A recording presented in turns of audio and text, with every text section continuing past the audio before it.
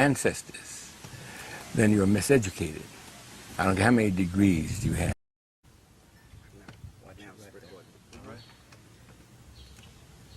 Good evening, Dr. Robinson and Professor Robinson. Good evening, Minister Brown. We are fortunate to be here in the home of Dr. Edward Robinson. Edward Robinson. In Philadelphia, Pennsylvania. Dr. Robinson, maybe you'll tell us a little bit about yourself. Introduce us to you and your brother, and tell us a little bit about the work you've been doing and a little bit about your background. Well, we're a group of miseducated black folk, as 99% of so-called educated black folk are miseducated, because if you don't learn anything about the beauty, grandeur, and sophistication of your ancestors, then you're miseducated. I don't care how many degrees you have. We have several degrees. I'm a lawyer. I have a law degree, and I have all kinds of degrees, just proving that until you learn about Akhenaten, until you learn about Khufu, until you learn about Sunni Ali Bir, until you learn about the great masters of mathematics and astronomy of thousands of years ago who were black people, then you're miseducated. White people, fortunately for their children, they are taught about Galileo and Plato and Aristotle and the greatness of their European background. But we're not. So I was very happy to be introduced to my ancestors after I had accomplished 4 degrees. And that's when I started becoming educated. I practiced law in my company, which was a multi-million-dollar life insurance company. And my brother and I had, with a group of black people, had built a little company up to a multi-million-dollar level. And that was because our ancestors guided us, and we relied on our ancestors to guide us to success. We formed an organization called the Pan-African Federation Organization. My brother did. He's primary person who built it, Professor Robinson, Professor Calvin Robinson, who not only helped build with a group of us a multi-million-dollar life insurance company, but he also formed this organization called the Pan-African Federation Organization, the purpose of which is to spread the good news about the greatness and the beauty and grandeur and sophistication of our African ancestors. That's the purpose of the organization. So you guys heard it here from Dr. Calvin Robinson, excuse me, Dr. Edward Robinson, explaining his education of African, Moorish, Songhai, Kemetic history, which he received after obtaining 4 degrees, him and his brother, which he considered were miseducated, quote-unquote, black folk. But we had some technical difficulties with this live stream. I started a little bit earlier. I started at 8 p.m., but we had some technical difficulties at the start, so I'll basically run through what we covered so far, or basically redo what I've covered so far. So I first shown Mfudishi Jehutimus, his conversation with King Simon presentation. So if y'all check out this video, Mfudishi Jehutimus, episode 2, Today's Consciousness, Magical Kemet Revisited and More, he basically showed the BS associated with college degrees, which is basically the topic of our live stream this evening. So let's dive into this and let you see with your own eyes and ears what this scholar has to say. How can we save our youth? Right. Okay. And they talk about the school system is not failing. It's doing exactly what it was designed to do. And that's to keep us enslaved, keep us unconscious, keep us under European domination. Right. Right. And so even when we got a PhD, Right. it's from a European perspective. That's what that really means. Dr. Right. Ben used to say, when you get your BS, that's bullshit. You get a bullshit degree. When you get the master's, you mastered the bullshit. When you get a doctor's degree, you pile higher and deeper into bullshit. Okay. Exactly. I've taken it to another level, Brother Simon. The whole society, the government, excuse the expression, is defecating on us. When you get a degree, instead of getting defecated on, you become the toilet paper that he wipes his butt with. Your master's, the toilet tissue is a little softer. Right. When you get your doctor's degree, you got like Charmin. You got the softest tissue helping your master out, because Carter G. Woodson said our most educated in their paradigm will be our new enslavers. Right. And he wrote that in 1931. So he was clear about it. Okay. And so when I look at that now, so we got to step out of their paradigm. Yeah. We got to step out of their culture. Dr. Clark taught me the best way to defeat your culture, your enemy's culture, is by practicing your own. Yes, sir. That's right. Not bad mouthing this. I ain't got time to be bad mouthing them. Practice your own.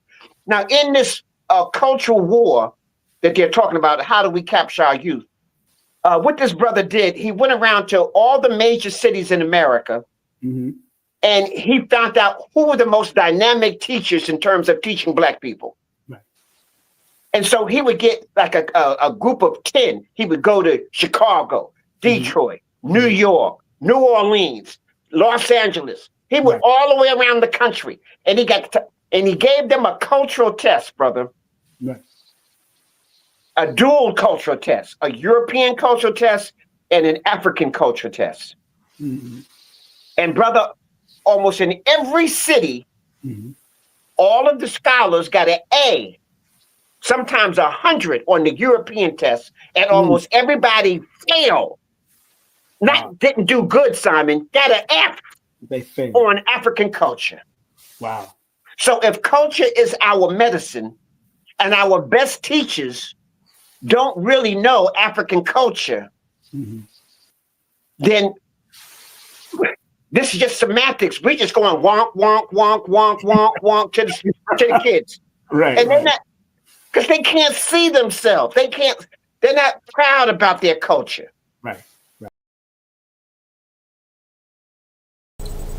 Okay, so hopefully y'all were able to see from these two scholars' perspective on the matter. I will introduce another scholar as well. His name is Asa G. Hilliard III. And let me bring up that video for you guys. Matter of fact, let me just duplicate this and make things simpler. Drop a comment where you're viewing from. If you guys are enjoying this so far, we're going to cover a lot. We're going to cover a lot this live stream, so I got some time today. So but yeah, African-Moorish history is important in your college degrees. This may be a touchy subject to a lot of people. Those that have sacrificed a lot of time and effort and money and resources to obtaining a college degree in the colonial USA. And I understand it's a touchy subject because a lot of the dark-skinned people in the diaspora have been basically programmed and brainwashed to get the stamp of approval by employers. So let's go to this video entitled Dr. Asa Hilliard Escaping the Matrix. And what Dr. Asa Hilliard does here is basically goes over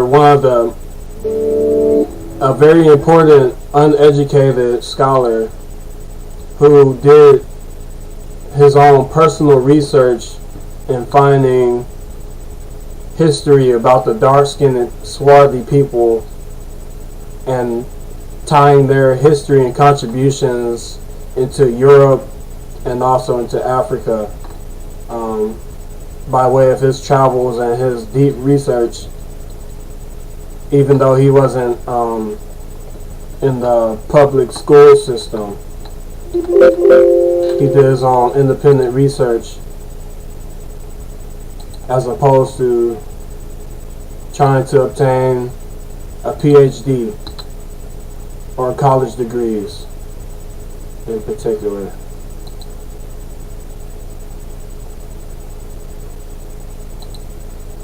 So, let's see here. We're going to start at this point right here. So this is Dr. Asa Hilliard. Make sure you pay close attention.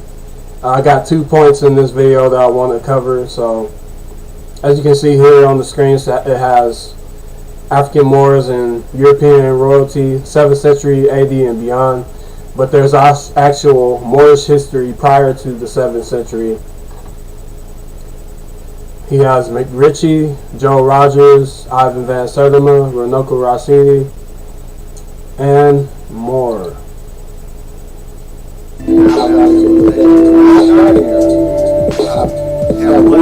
Where I'll dip into that, but I'm starting way up in the middle to look at a piece of history. Then, as I do this, I want to point out that even though what I'm getting ready to show you has been around, the fruits of the work of Joel Rogers for 40 years, 50 years. One of the most traveled Africans in the world. He's got books, Sex and Race, volumes 1, 2, 3. Nature Knows No Color Line. He's got one on African world history and everything. He does a lot of work. He was a Pullman porter, by the way, which probably had something to do with the quality of his scholarship. If he had gone the other way, he would be stupid. Gotten a PhD at the University of Chicago, he'd probably be stupid. Because he would not know what questions to ask. He would ask only the approved questions. So he began to do it a different way. He was not hemmed in by his education. Not putting down education. You ought to get all you can. But you ought to come out whole if you get an education. So I put this little thing together just by taking pages out of Joel Rogers' books about the African presence in European royalty. And this is the documentation for that. And so it won't take me but about 5 minutes to go through this little piece. That's why I can show several of these PowerPoints and the time I have available with you. And this is, notice the date, from the 7th century AD. And for those of you who are taking notes, and anybody who comes to a teacher ought to have a pencil and paper, as Bishop Pryor said. And because you'll want some references. And the reference that you want to get for this is McRitchie's book, Ancient and Modern Britons. And then you want Joel Rogers' books, Nature Knows No Color Line. And so let's see if we can... You also want Ivan Van Sertima's book, I should have told you, The Golden Age of the Moor. The Golden Age of the Moor. If you're trying to find the African presence in Europe, you need to know the name that Africans were called by Europeans. And then we already know what color we're looking for if you're looking for phenotype. And so where would you go to find records of the color of the people who were in Europe between the 7th century and up to now? A couple sources of information could be the images in the royal family registry. Royal families are registered in many eras of European history. They have family crests with the names of the family and the images, in some cases, of the family on those crests. Another place would be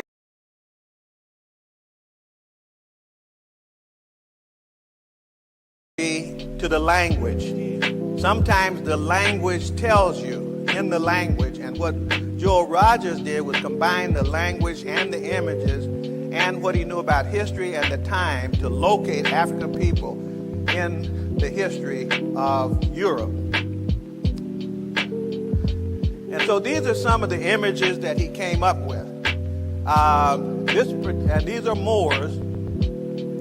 And if you look at the Moors, you'll see down here is in the 17th century, right here, 1631 to 1672, Africans playing chess with a white servant from Europe.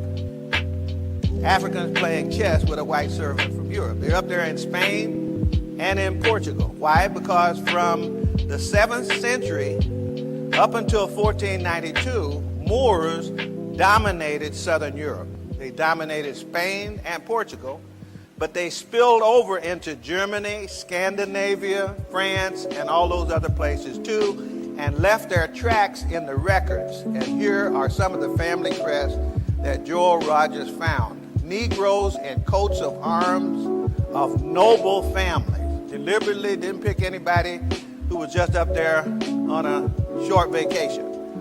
Somebody who was laying in the gutter because they didn't have a job. These are the people who were in the royal families of Europe. If you were registered, then you were a person of means. And these are Africans. As you can see, their faces, they're black.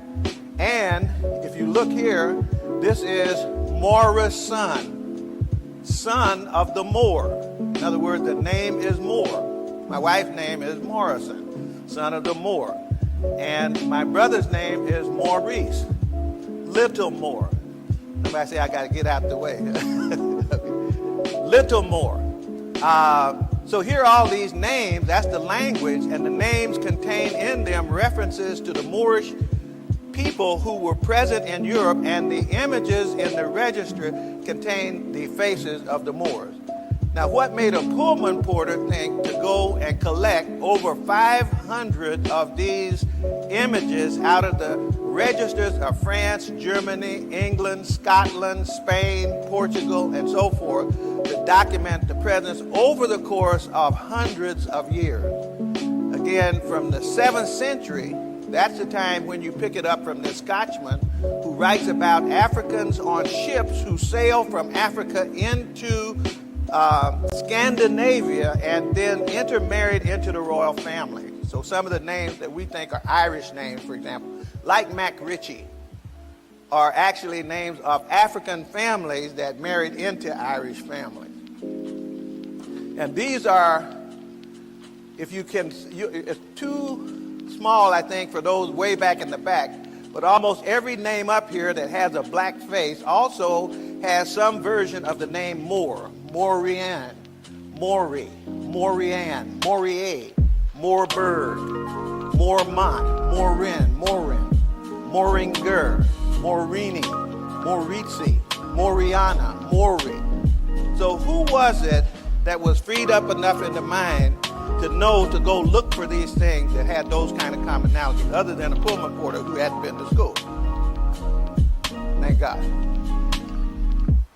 Negroes in the coats of arms, and I'm going to skip through these because if you want to, you can pick up the books, Sex and Race, Volume 2. This happens to be German, and what happens to the name in Germany? It now is Moor, but now it has the German spelling, M-O-H-R, Moor. And then in a minute, I'll have another one that will be very familiar to you.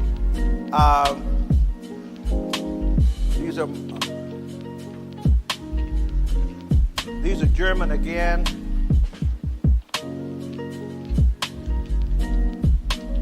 These are French, Dutch, and Belgian names where the people are named Moor. And these are, see, the names of these families except one are all of African ancestry. Again, the names and the images. The French. So I hope you guys pay close attention to that presentation by Dr. Asa G. Hilliard III. He's a very well-respected African historian in the African American community, or blacks or color or Negro community. Yes, a lot of African scholars looked up to Dr. Asa G. Hilliard. He passed away in Africa due to malaria about a decade ago, more or less. But yes, well-respected scholar, and he provided evidence basically from all the sources that I've been covering on this YouTube channel and my business and my website, basically showing with evidence the slides and the pictures of the research by Joe Augustus Rogers' books, Nature Knows No Color Line, and basically cross-referencing with David McRitchie's books, Ancient and Modern Britons, and Dr. Ivan Van Sertelman's books, African Presence in Early Europe and Golden Age of the Moor. But yeah, basically, I just showed you guys, presented 3 different scholars showing the importance of African-Moorish history as opposed to college degrees. And we even have more entrepreneurs, realtors that I will cover in these upcoming moments. So let's continue with that. If you guys follow my official Twitter page, at SLOWMOED 420, Warren Buffett had recently made a comment regarding college degrees, and basically I retweeted or quoted this. So from Say Cheese Twitter, billionaire Warren Buffett said a college degree doesn't matter, and I quote here, quote, "Raw business talent and character outweigh academic prestige," end quote. So this is from the previous richest man in the world within the past decade, saying this information and sharing his opinion about the subject. Though this has nothing to do with African-Moorish history, but let me connect the dots for you, because the richest man in history in written history is Mansa Musa, which I've shared on my page as well. So, like, you know, the title of this live stream today is African-Moorish history is more important than your college degrees.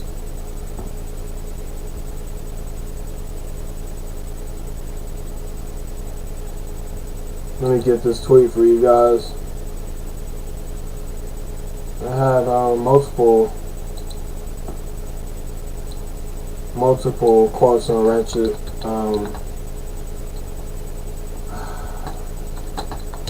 On Mansa Musa, King of the Moors. Let me find that quote for you guys. Yeah, drop a comment in the comment section. What you guys thinking? Are you comparing the research with what you all have learned?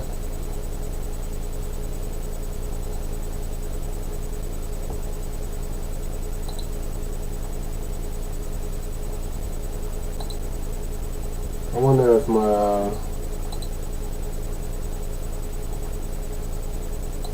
trying to find, because I include Montezuma in there as well, as far as Moorish history goes.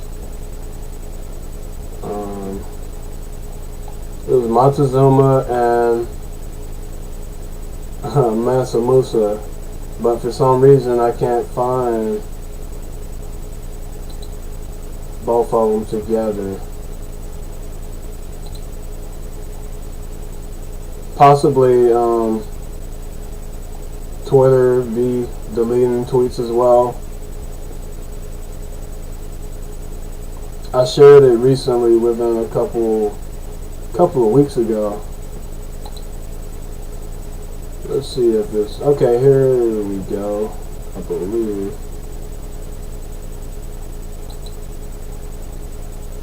One moment. Here we go. Okay, so let me share this tweet, pull this tweet up for you guys. This is why African-Moorish history is more important than your college degrees. This is not to offend anybody. This is simply to state the truth and how it pertains to human history.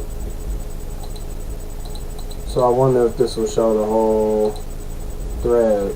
I don't think so.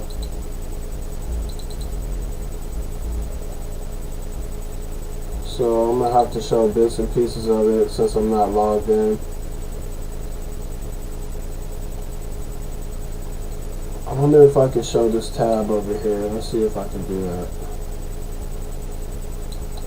If I can, that would be sweet. No, I don't think I can. Okay, I'll tell you what. I'll just copy this link from the same post, so you guys can see that I'm not bullshitting, but I actually did the research.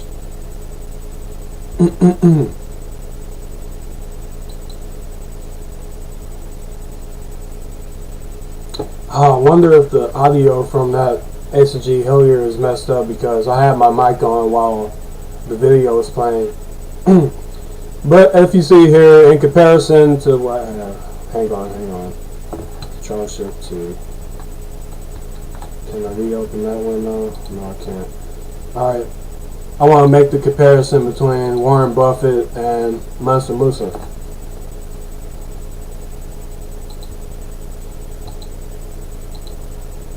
Just for you all to see, just to give some context of where I'm going and how I'm connecting the dots.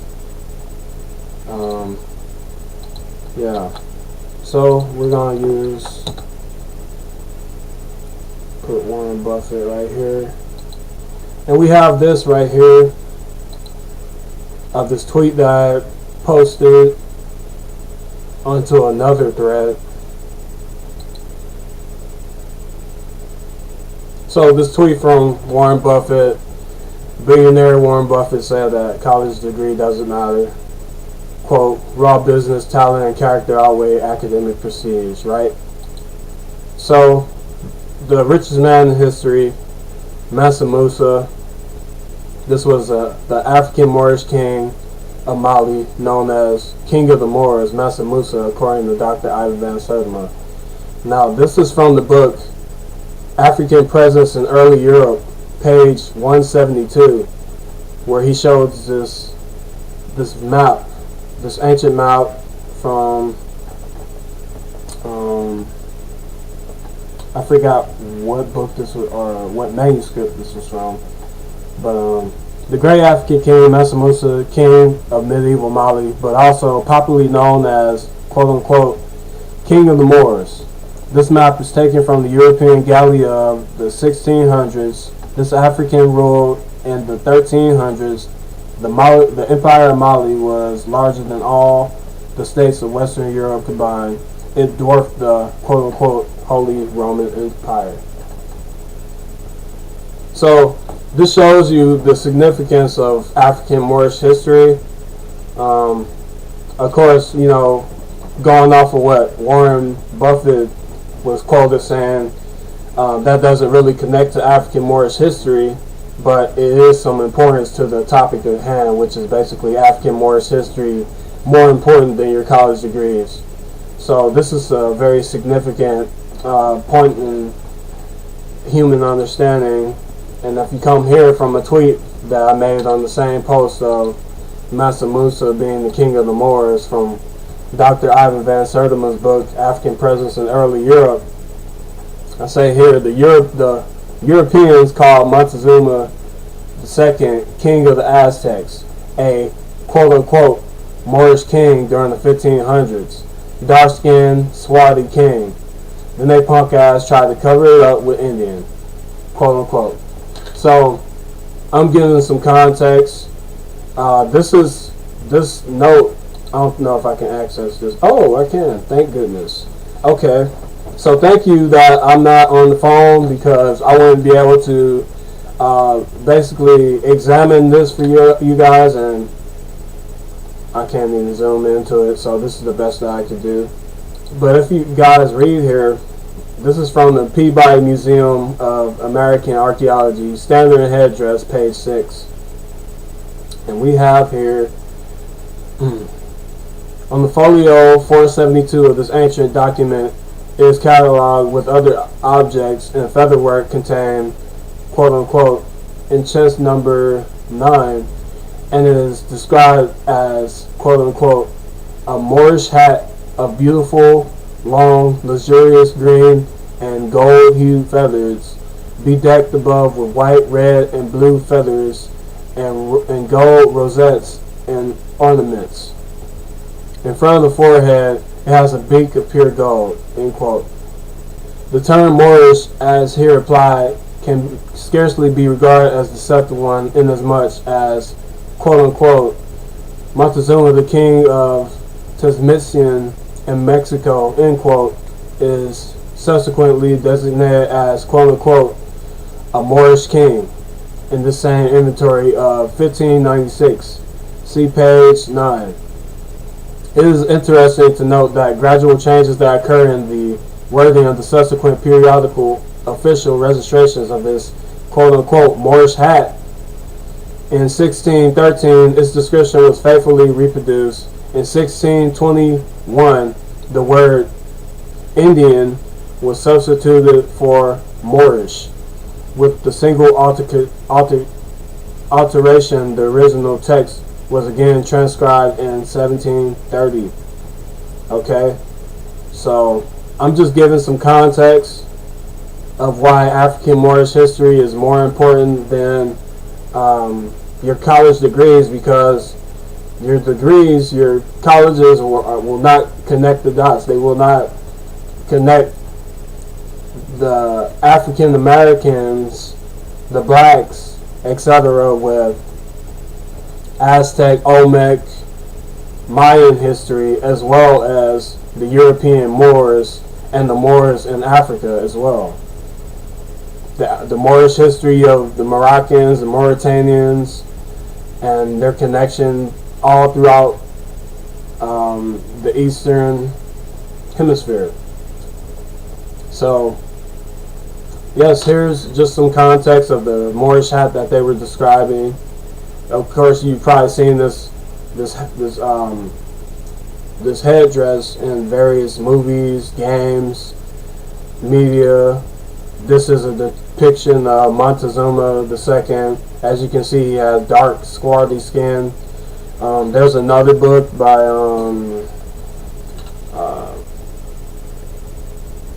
I believe Montezuma. I can find it real quick. Let's find it. I'm pretty sure I tweeted it. Give me 1 second. But yeah, let me bring it out for you guys. Bring up the book name. Okay, here we go. So I will bring this up for you guys really quick. So let's open up a new tab, copy and paste. And I'm just showing evidence to cover everything that I'm saying. Do your own research. This is from our official Twitter account at slow-moed.com. I mean at slow-moed420 on X. Montezuma was swarth, dusky, dark-skinned, copper-colored, the equivalent of Moor, Tawny Moor in English. From Peter G. Torres, Montezuma, page 52, 1519 AD.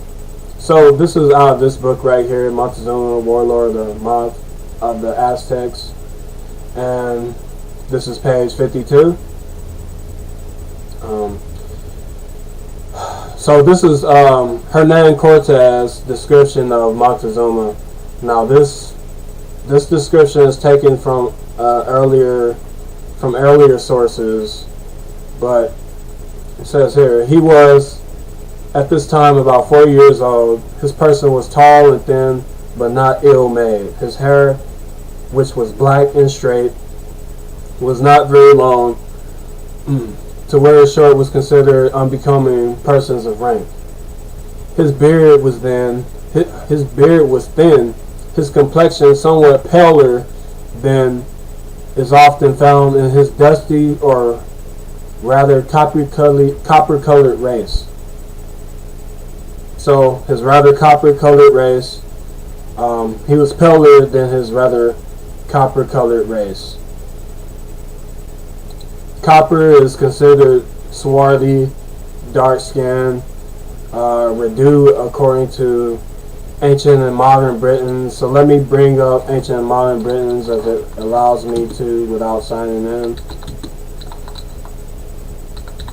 Britons. Let's go to archive.com so that we can show you guys the references if it's here. If it's not here, I will just go to my Twitter page so you guys can see. Let's see if we can pull it up here. Copper. Okay, here we go.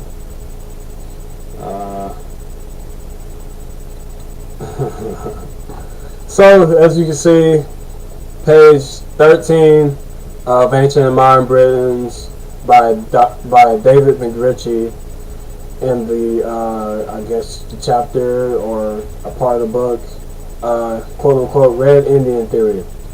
In addition to the black or brown and yellow races already spoken of as prehistoric Europeans, here's a theory that a copper-colored race closely akin to the branches of American Indians once inhabited Europe.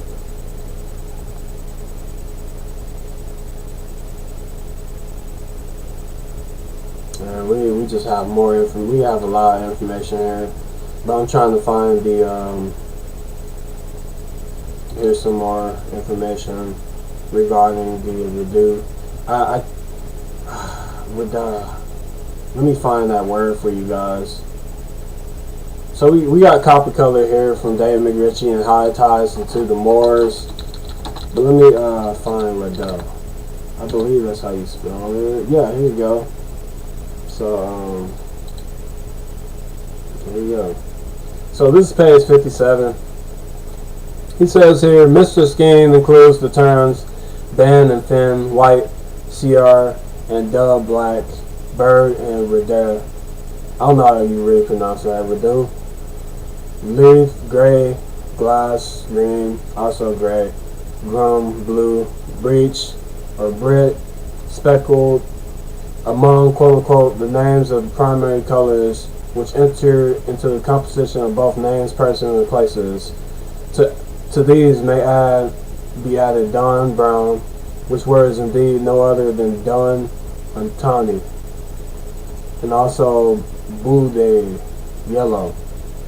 Now, of these terms, it has been shown that green and blue, so often interchangeable with black and brown, relate to the word, the wood stain, dark-skinned races. Brick, translated spotted or speckled, will be glanced at presently. But of the remainder of the two uncertain meaning, these are redo and bude. I don't know how you spell that, pronounce that. Usually rendered red and yellow.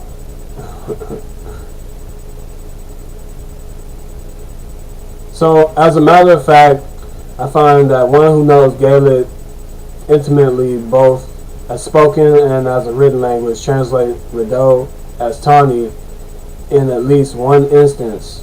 So, I'm just basically backing up what I just said about copper colored meaning tawny in my post that I just showed you guys. Yes, here. Tony Moore in English, Moore, it's the same. And we all know that Homo sapiens sapien comes from Africa, and the first woman of humankind, or Homo sapiens sapien, was dark-skinned and swarthy, according to English.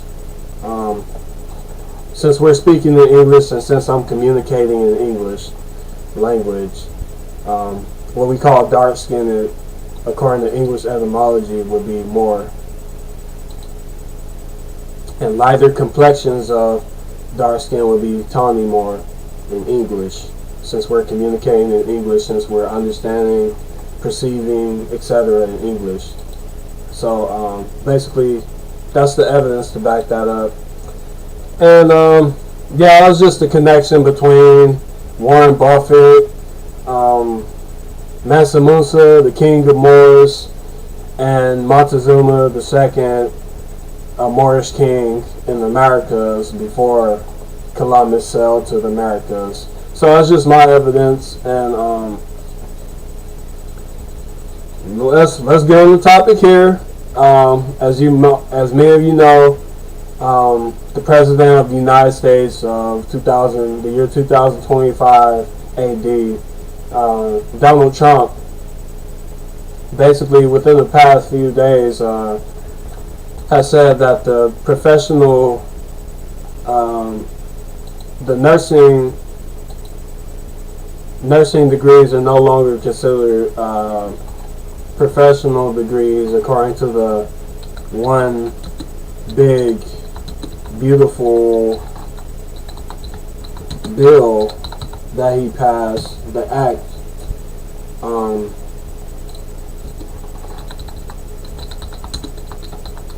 This is important to the dark-skinned people calling themselves black, African American, etc. I read the article here from US Today. So nursing is not a professional degree amidst student loan changes. And he basically gave a list showing all the titles or credential indicators right here. So all these credential indicators, and if you all may be wondering why I use the term credential indicators, I'm using the let me reference this book called let me see where my camera is, if you guys can see me properly. This book by Timothy Ferriss, entitled The 4-Hour Work Week. Timothy Ferriss, and he basically said that these credential indicators can basically help out you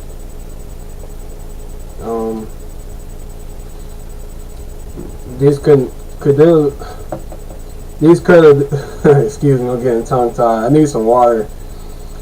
These credibility indicators are basically can help your career in whatever you're pursuing, and basically give you the stamps of approval to here we go. So on page 170 of the 4-Hour Work Week, we're going to read some of this over here in this dark section right here. So at the top it says, the expert builder, how to become a top expert in 4 weeks. So it says here, it's time to obliterate the coat of the expert. Let the PR world scorn me. First and foremost, there's a difference between being perceived as an expert and being one. In the context of business, the former is what sells product, and the latter, relative to your quote-unquote minimal customer base, is what creates good products and prevents returns. So it has here, it is possible to know all there is to know about a subject, medicine for example. But if you don't have MD at the end of your name, few will listen. The MD, as you can see here on this screen, MD, medicine. The MD is what I term a quote-unquote credibility indicator. The so-called expert with the most credibility indicators, whether acronyms or affiliations, is often the most successful in the marketplace, even if other candidates have more in-depth knowledge. This is a matter of superior positioning, not deception. So the reason why I share that is because this is a very successful businessman, and even though he has a college degree from Princeton University, he goes on to say, like, if you don't have the credibility indicators of, oh, excuse me, I don't know what happened here. It just scrolled up and restarted or something.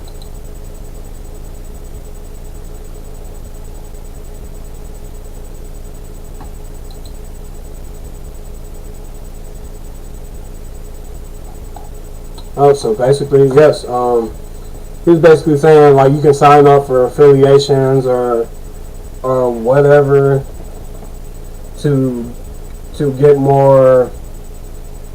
You can basically sign up for trade organizations to improve your reach to bigger audiences, etc. And basically, if you don't have credentials behind your name, then few will listen. And we have another book here, Accounting for Dummies, 6th edition, basically stating the same thing that Timothy Ferris said. And this is a CPA, John A. Tracy. So let's go to the page 27, where he says, CPA as a brand. Right? Okay. So he says here, the CPA title has gained broad recognition and respect.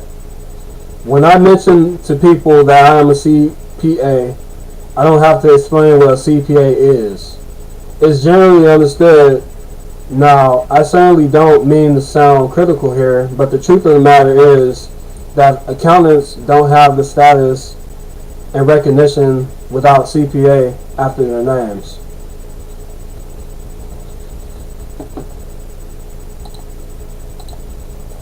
And skimming, many highly qualified accountants work for businesses, nonprofit organizations, and government entities. They may have other designations after their names that attest to their qualifications. The problem is that these particular qualifications aren't widely understood. In contrast, the CPA is a brand that people understand. So these brands and these titles, at the end of people going over various subjects and trying to get the audience and everything and so forth, they're basically credibility indicators. So even having an associate's degree, having a bachelor's degree, having a master's degree, having a PhD, etc., these are all credibility indicators, though this African-Moorish history is of more importance than these degrees. And let me continue to give you more evidence of why I say this. So if we go to, I believe it's African presence in early Europe, or the golden age of the Moor.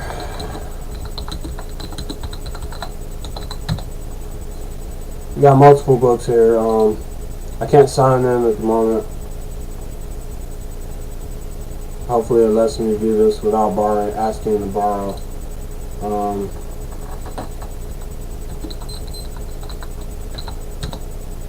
Is it this book? While it's loading, let's go to the book by George G.M. James, Stolen Legacy, where we go over the 7 liberal arts that was introduced to the Greeks that went to study under the African teachers.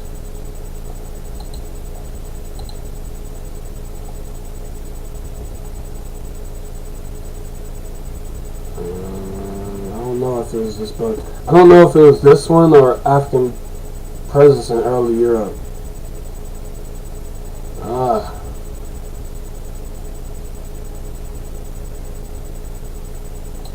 This it.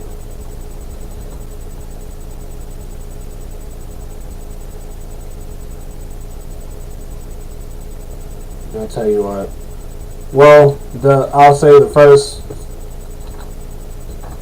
universities that sprang up in Europe were by the dark-skinned swarthy Moors who taught the Jews, who went on to establish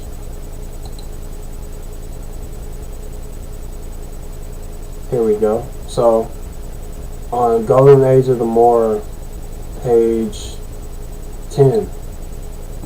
Let me zoom into this so you guys can see on your screen. So you see here, we're going to read this section, a little bit of section right here, so you guys can get a better understanding. I'm not just talking off the top of my head, but actually showing you guys where I'm getting the information.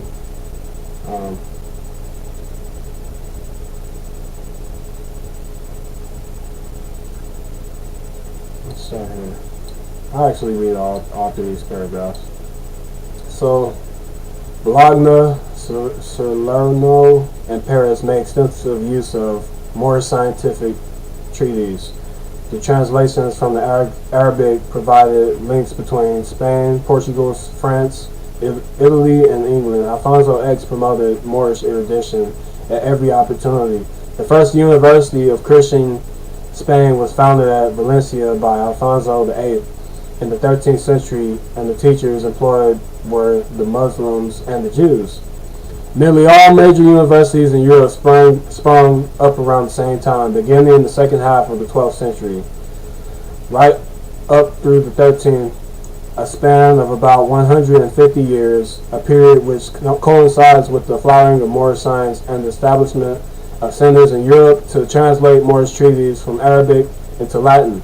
In Italy, we have Bologna, Padua, Naples, Rome. In France, Montpellier and Toulouse. In Portugal, Lisbon and Coimbra. In England, Oxford. Several of the Moorish works in mathematics, astronomy, and medicine became standard texts at these universities. For example, Jadal, a Moorish work in astronomy, became the standard text at Oxford.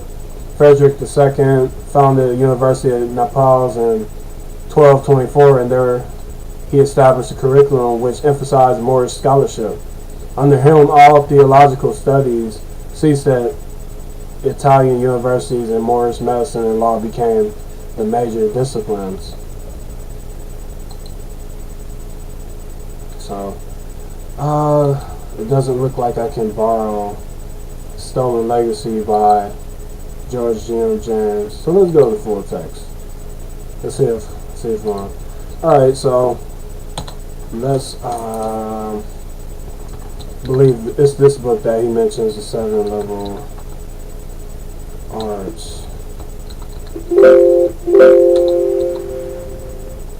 I haven't read this book in about it's been like some months, maybe years. So the curriculum of mystery system. This is chapter 7. The education of the Egyptian priests according to their orders. The education of the Egyptian priests in A, the 7 liberal arts, B, secret systems of languages and mathematical symbolism, and C, magic. So let's touch more on this liberal arts.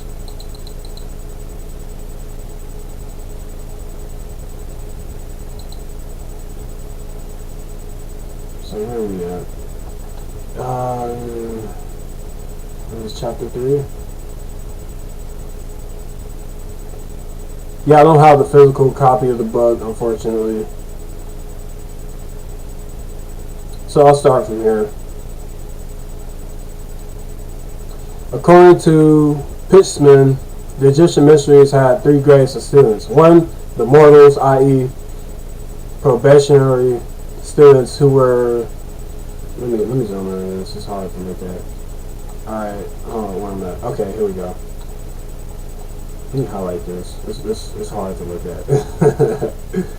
that makes it even harder, never mind.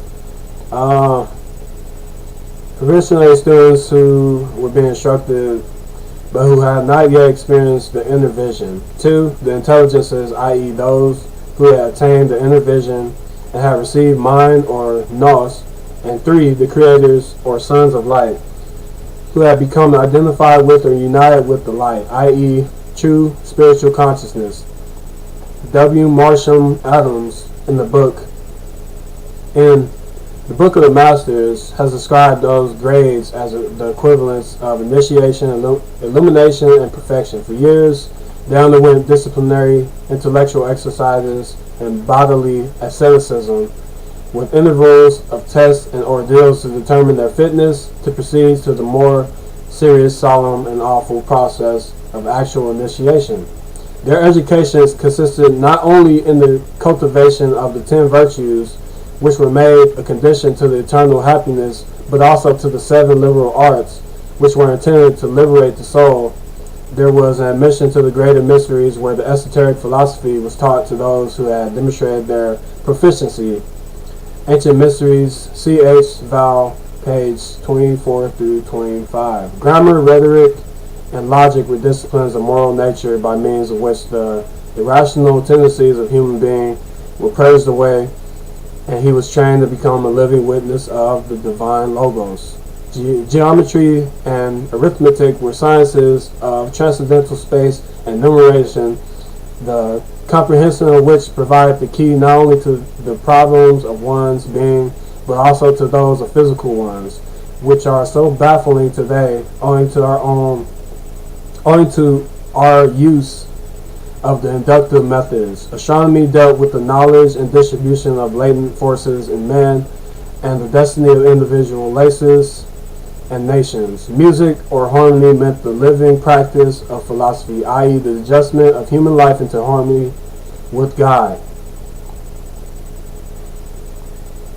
Until the personal became identified with God, when it would hear and participate in the music of the spheres, it was therapeutic and was used by the Egyptian priests in the cure of diseases. Such was the Egyptian theory of salvation, through which the individual was trained to become godlike while on earth, and at the same time qualified for everlasting happiness. This was accomplished through the efforts of the individual, through the cultivation of the arts and sciences on the one hand, and the life and virtue on the other.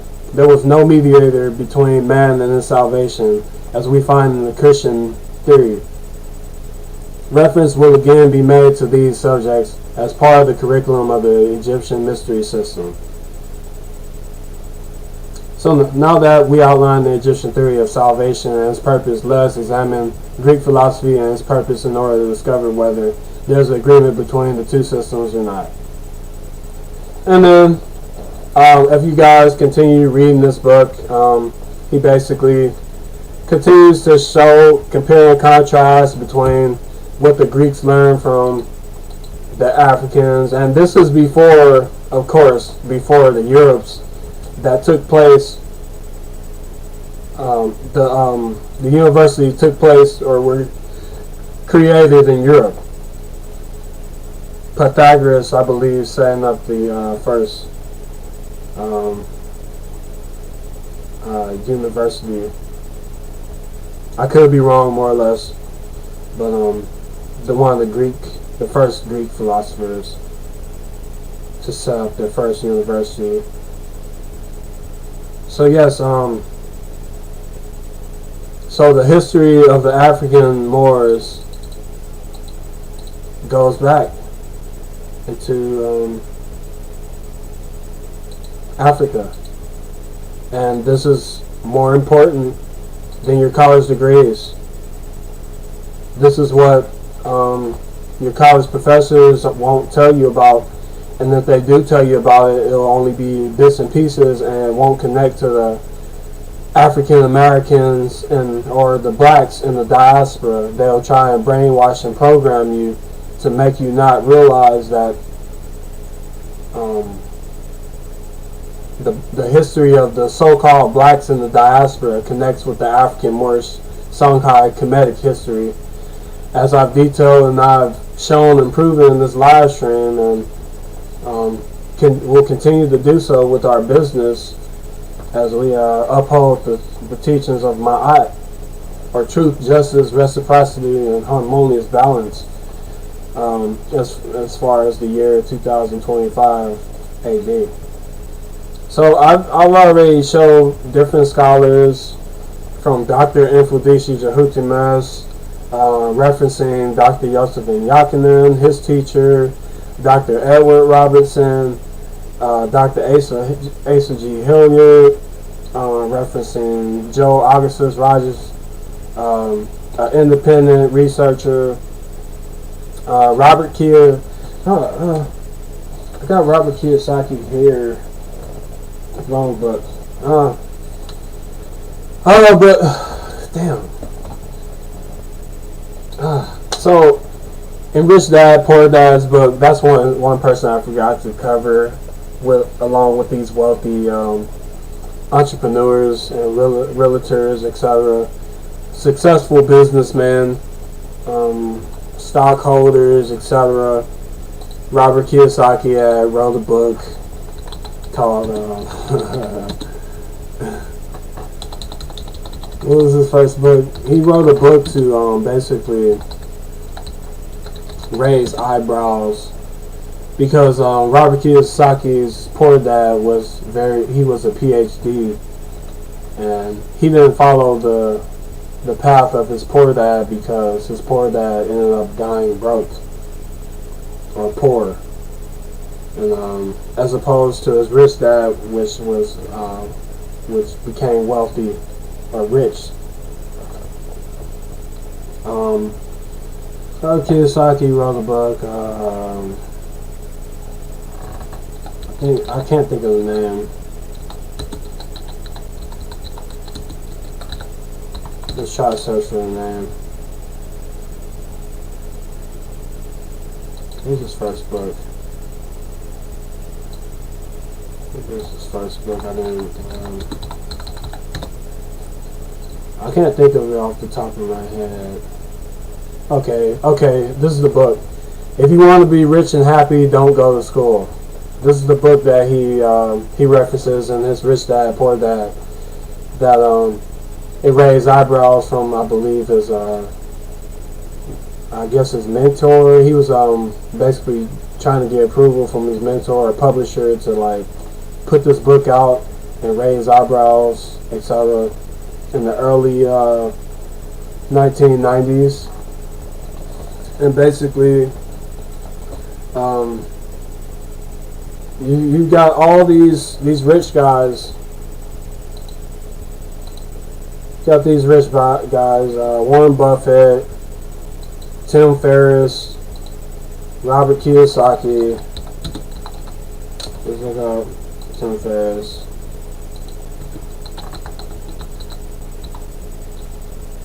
Credibility. Indicators.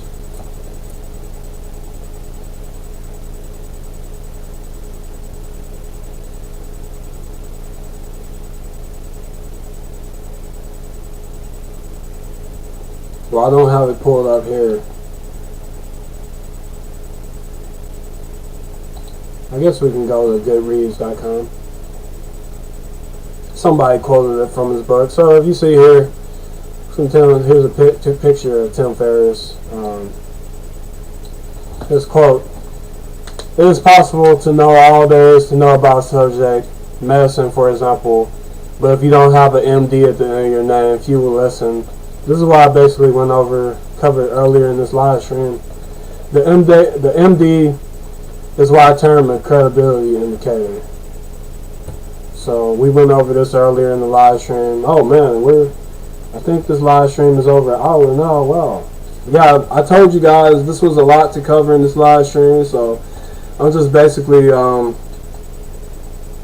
covering all the ins and outs of this so you guys can see the parallels between why African-Moorish history is more important than your college degrees.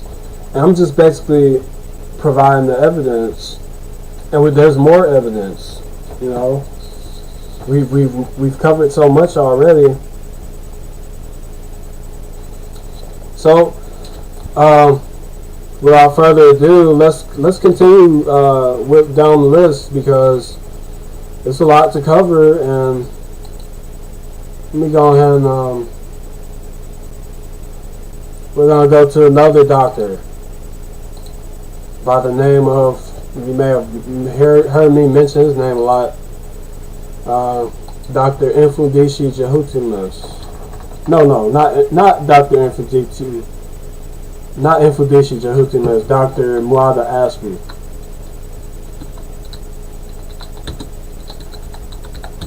Muada Ashby and Professor Griff. Alright, so these two have interview with Dr. Muada Ashby.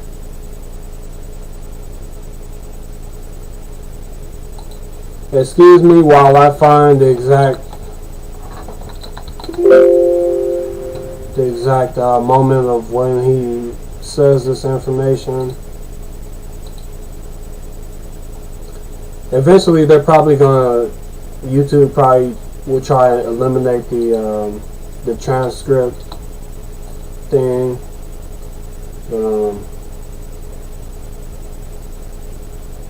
Let's start here. If you was to meet him on the bus stop and you only had a few seconds to dialogue and exchange business cards, good doctor, what would you pass on if they say, well, you know, how you doing? A lot of times when we ask people, like, so who are you? Like, what do you do? A lot of times when we ask, who are you? People tell us what they do. When we ask people what they do, and they say, well, I'm a doctor of so-and-so and so-and-so. All right, so real brief so we can lay the foundation to this. Who is Dr. Muada Ashby? All right, that's a good question, I guess, to start with.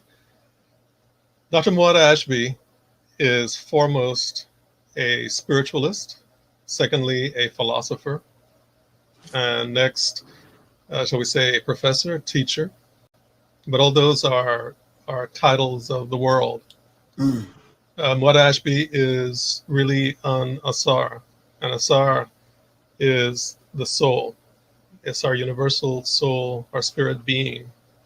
If I was to meet someone in the on the bus or something like that, it would not be enough time to impart, the depth of what that really means.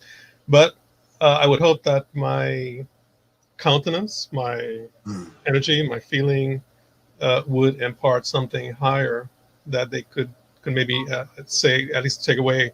Hey, wow, this dude was, I really felt something when I met this person. I don't know what it is and everything, but so that's how I would answer that question. Okay, and then they said, okay, beautiful meeting you, brother. I got to go to work, whatever. But once again, what is it that you do?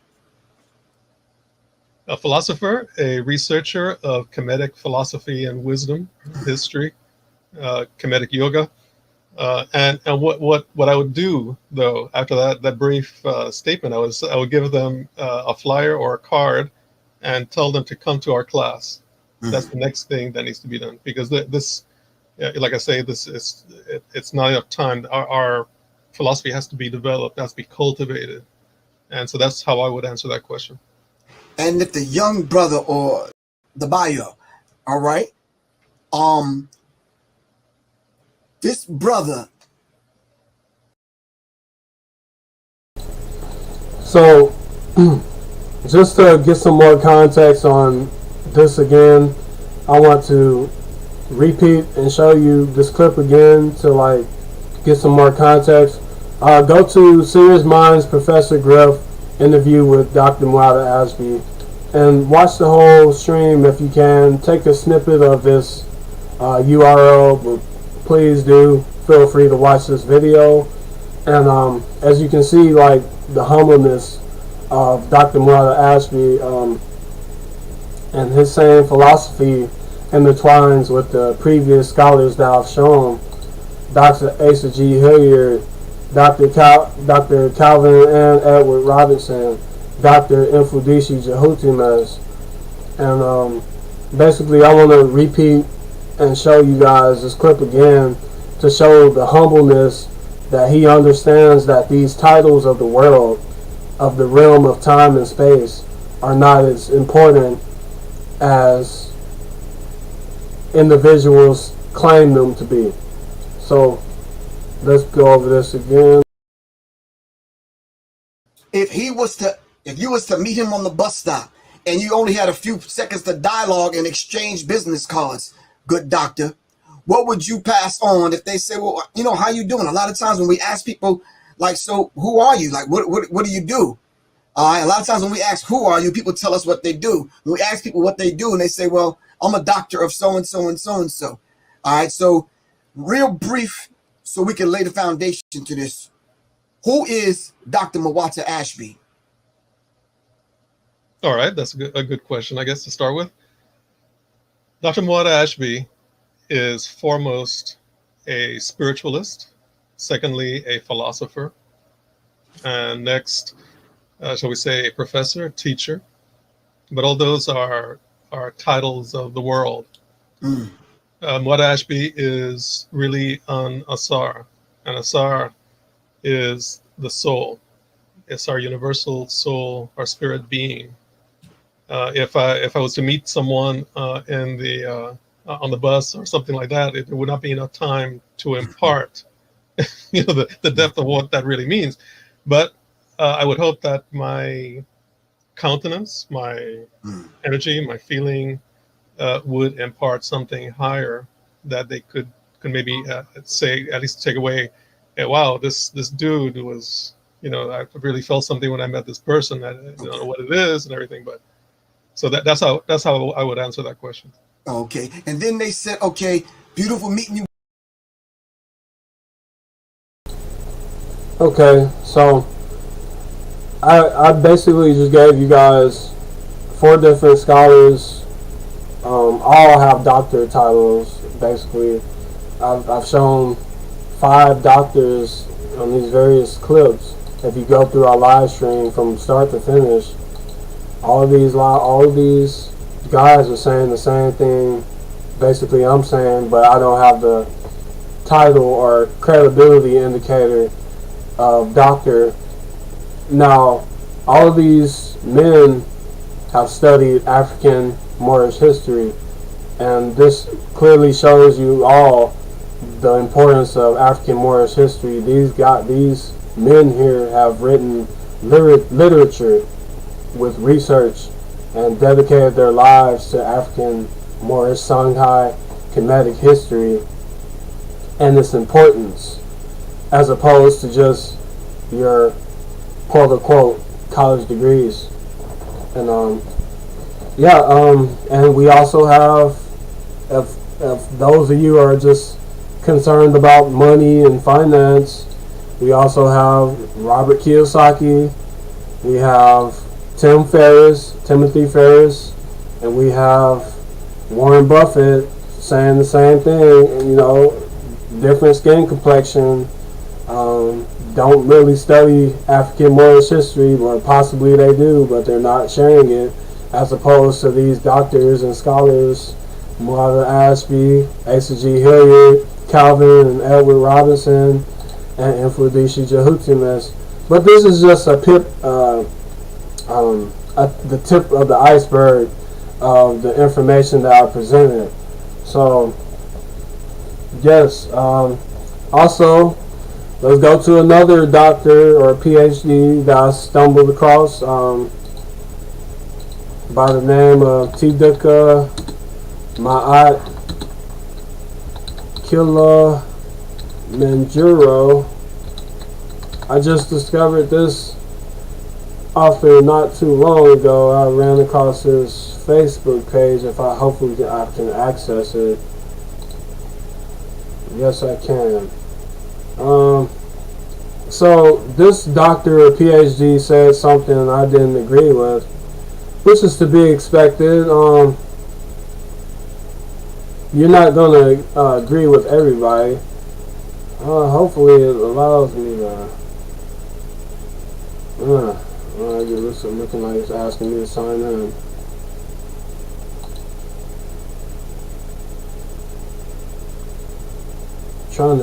This guy has written multiple books. He recently released a book called PhD. I haven't read any of his books. Let's try Instagram.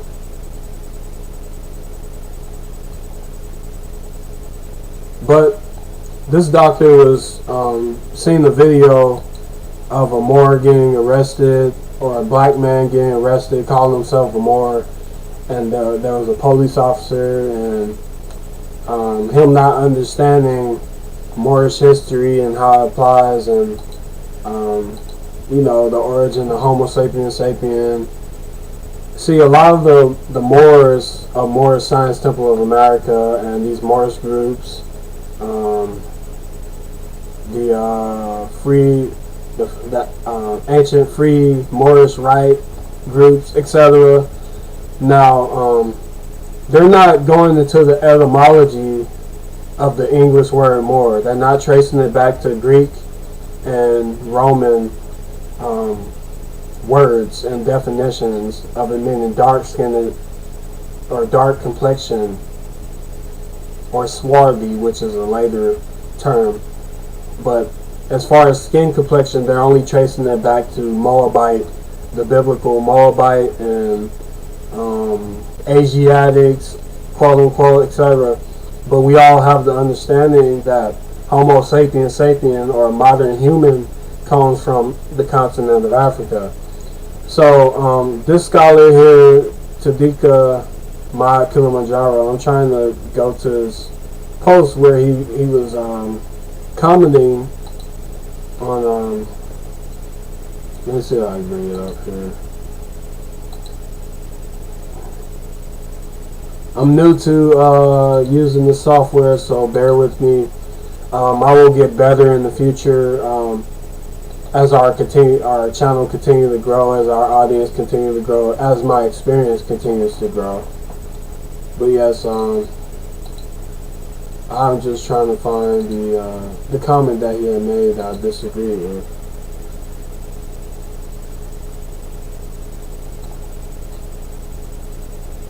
I don't have any music today, so there's a little, bear with me with the silence.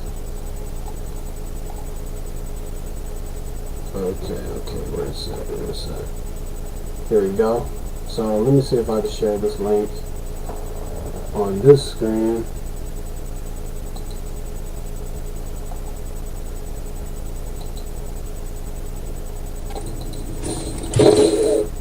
Okay, so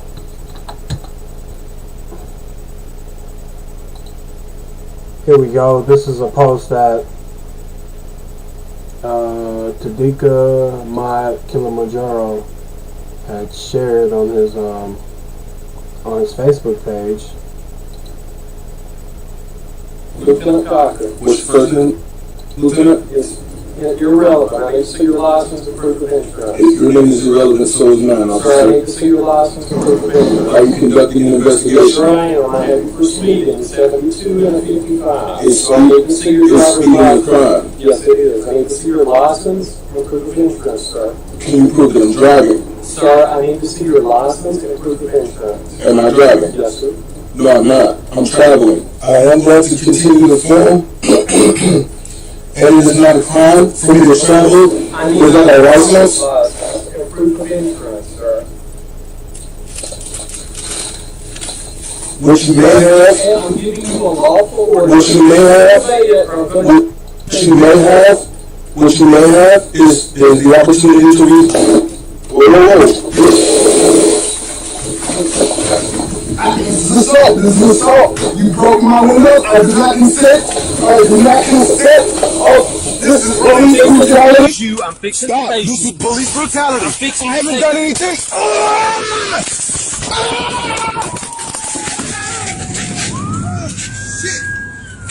Do it again. I'm gonna tase you again. I'm good, officer. So, what, let's go back there. Just trying to give some context of what I disagree with. So I can't show his comment for some reason. It's not letting me show it. Wow, this is annoying.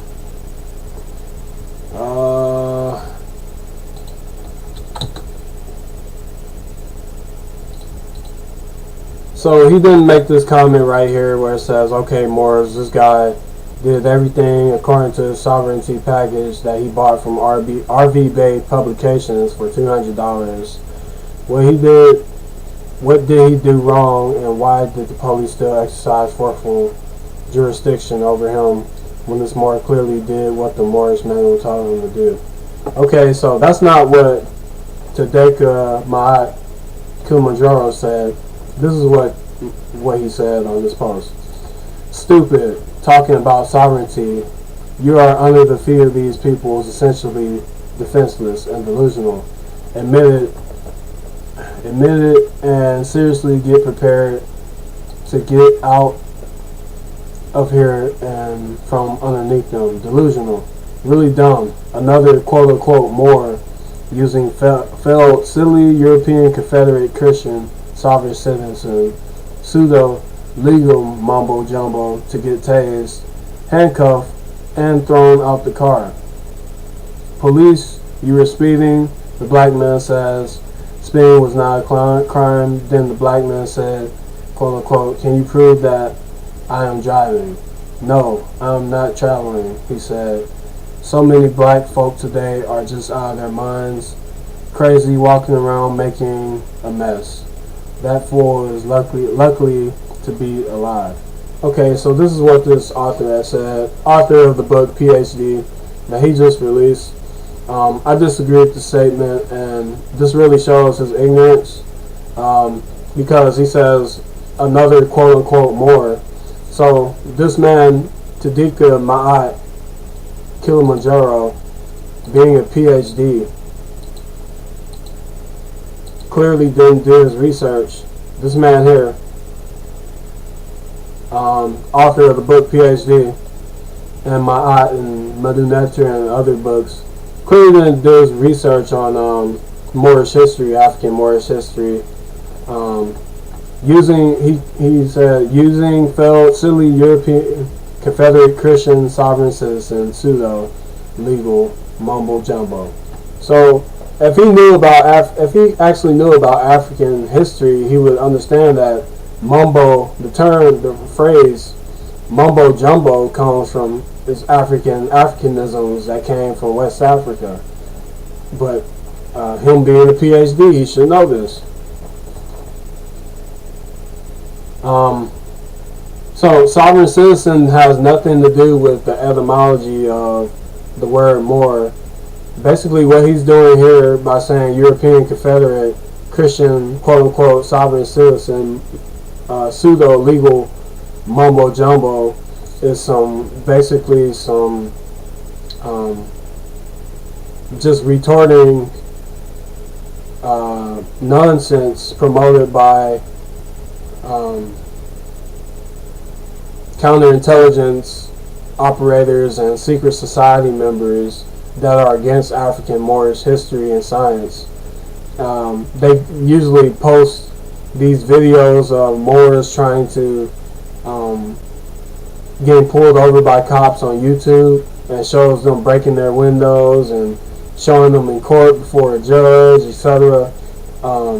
There's YouTube channels that basically they understand African-Moorish history, but they only show you the Moors that are trying to bend the rules of the law. They're not showing the actual etymology and even the treaties that the Moors have with the European powers, this being the European nations and the United States of America. They're not showing that the Moors during the transatlantic slave trade were enslaving the European powers during the transatlantic slave trade. Now, I don't know if this PhD understands this, but he's basically been programmed and brainwashed into believing that this is a sovereign citizen pseudo mumbo jumbo movement. And I'm basically giving my perspective and my opinion on it because I disagree with it. So yeah, that's my opinion on that. And I haven't read any of his books on.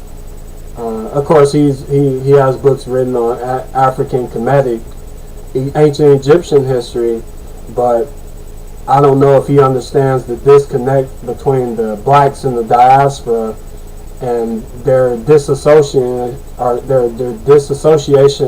or cognitive dissonance from African-Moorish history and how the blacks in the diaspora connect to that African-Moorish history. So basically, I'm just giving my opinion and my evidence in comparison to what he's saying.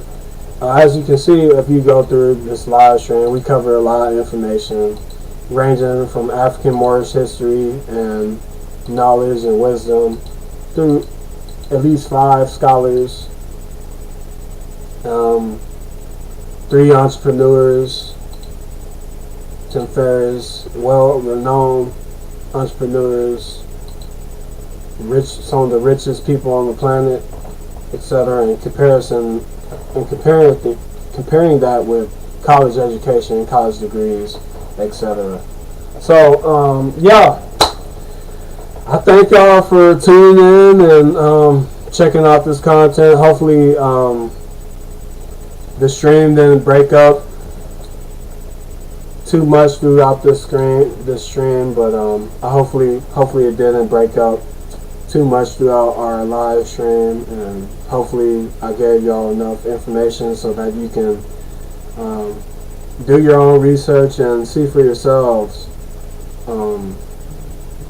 You know, African-Moorish history is more important than your college degrees.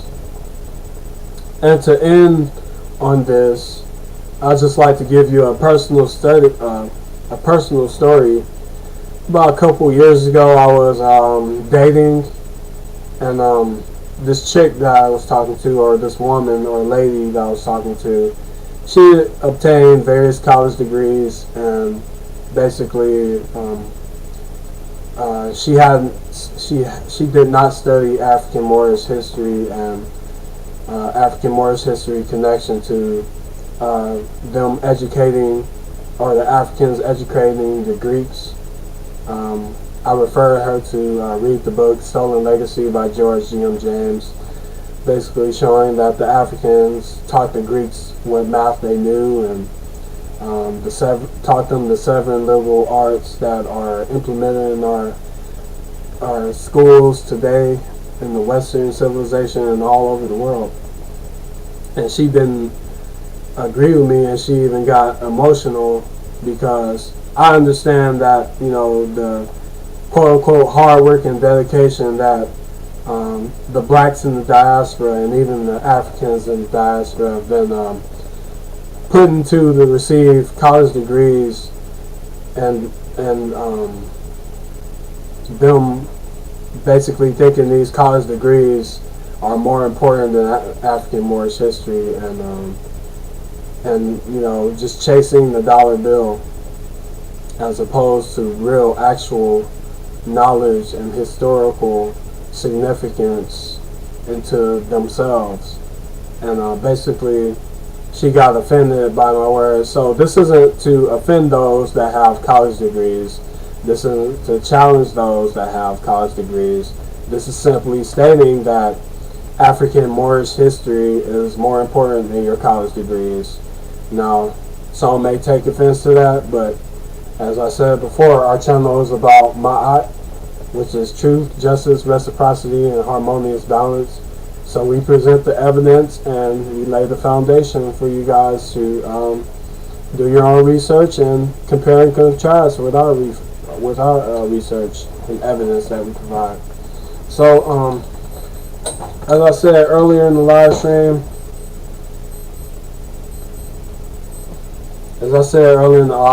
make sure y'all check out our merchandise.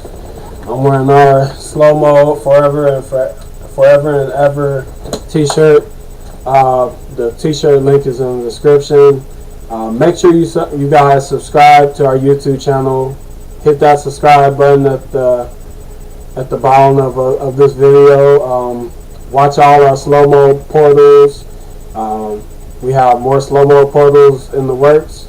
We're in the lab every day, so make sure y'all keep tuning in. We live stream every Wednesday at 8 p.m. Central Standard Time. We make this information available on our X page, so make sure you follow our X page at SLOWMOED420. The link is also in the description. Or you can go to our official website, www.slowmoed.com/live. And we have the video prepped there for the upcoming week. And we basically update that and let you know. You guys know the time and date that we will live streaming. Usually it's Wednesdays, 8 p.m. Central Standard Time. So I thank y'all for tuning in, and this is Maurice, CEO of SLOWMOED, checking out. I thank y'all for taking the time and watching this live stream. Peace.